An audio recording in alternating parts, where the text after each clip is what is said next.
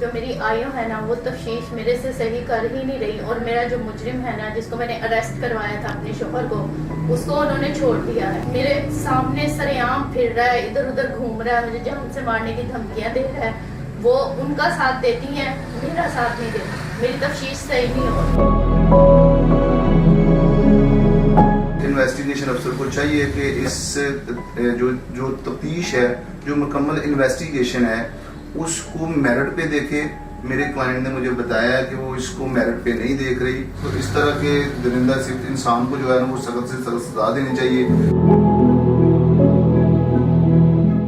السلام علیکم ناظرین، ٹوڈے پوائنٹ کے ساتھ میں ہوں صبا چودھری. لاسٹ پروگرام میں ہم نے آپ سے ایک سٹوری شیئر کی تھی جس میں بیوی نے اپنے شوہر پر مقدمہ درج کروایا تھا، مقدمہ نمبر 4649/25. آج اس کی مدعیہ اور ان کے کونسل میرے ساتھ موجود ہے، اور اس بیوی کا کہنا یہ ہے کہ ان کی انویسٹیگیشن جو ہے وہ ٹھیک نہیں ہو رہی. جانتے ہیں ان سے یہ سارا کیا معاملہ ہے. جی السلام علیکم. جی وعلیکم السلام. کیوں آپ کو ایسا لگتا ہے کہ آپ کی انویسٹیگیشن جو ہے وہ میرٹ پہ نہیں ہو رہی؟ جو میری آئیو ہے نا وہ تفتیش میرے سے صحیح کر ہی نہیں رہی، اور میرا جو مجرم ہے نا جس کو میں نے اریسٹ کروایا تھا اپنے شوہر کو، اس کو انہوں نے چھوڑ دیا ہے. ٹھیک ہے، اور وہ میرے سامنے سر عام پھر رہا ہے، ادھر ادھر گھوم رہا ہے، مجھے جان سے مارنے کی دھمکیاں دے رہا ہے. وہ ان کا ساتھ دیتی ہیں، میرا ساتھ نہیں دیتی. میری تفتیش صحیح نہیں ہو رہی.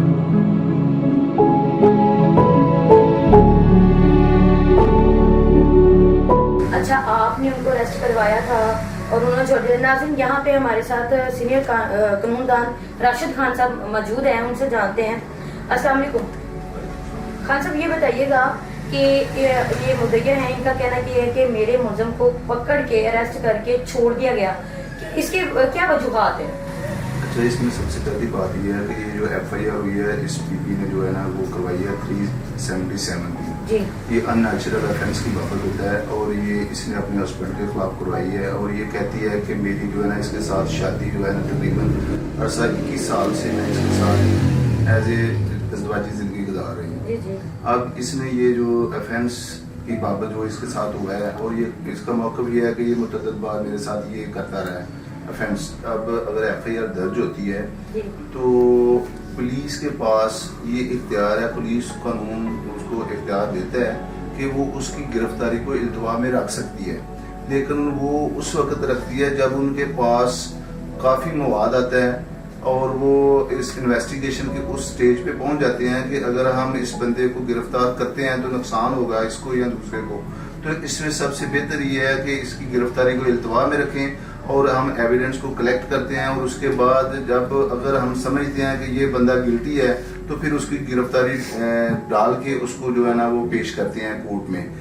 یہ ہے اس کا جو ایک. اور دوسرا یہ ہے کہ اگر وہ بندہ گرفتار نہیں ہوا تو وہ پری اریسٹ کروا سکتا ہے. یہ سارا معاملہ ہے.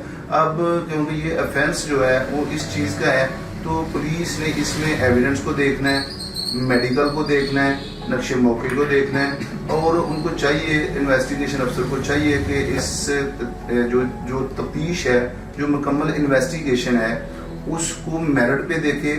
میرے کلائنٹ نے مجھے بتایا کہ وہ اس کو میرٹ پہ نہیں دیکھ رہی، اور اس کی بابت جو ہے ہمارے پاس فورم موجود ہے. فی الحال ہم جو ہے نا آئیو کو اس میں جو ہے نا ایک اپلیکیشن دیں گے اس کے اعلیٰ افسران کو کہ اس تفتیش کو یا تو چینج کر دیا جائے، کسی ایماندار افسر کے پاس چلے جائے. کوئی بھی انویسٹیگیشن افسر جو ہے اس تفتیش کو میرٹ پہ کرے، اور جو قانونی تقاضے ہیں اس کو ہم یہ نہیں کہتے کہ جو ہے نا وہ کسی کے ساتھ زیادتی ہو. ہم یہ کہتے ہیں کہ کیس جو ہے وہ میرٹ پہ ہو، اور جو ہے نا وہ دونوں پارٹیوں کو یہ نہیں ہے کہ وہ بیوی جو ہے جو انویسٹیگیشن افسر ہے وہ کسی ایک بندے کی طرف باعث ہو جائے اور دوسرے کو نظر انداز کرے.